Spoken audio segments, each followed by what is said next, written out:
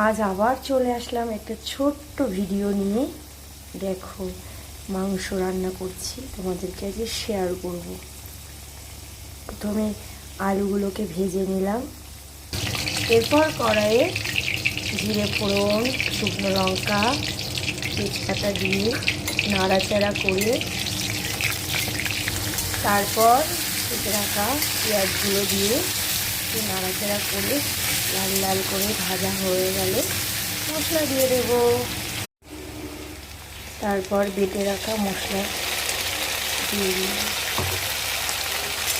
ভালো করে কষিয়ে যখনই তেল ছেড়ে দেবে তখনই মাংসটা দিয়ে দেবে। এরপর ধুয়ে রাখা চিকেনগুলো সব দিয়ে দিলাম। এবার আস্তে আস্তে কষানো হচ্ছে মাংস।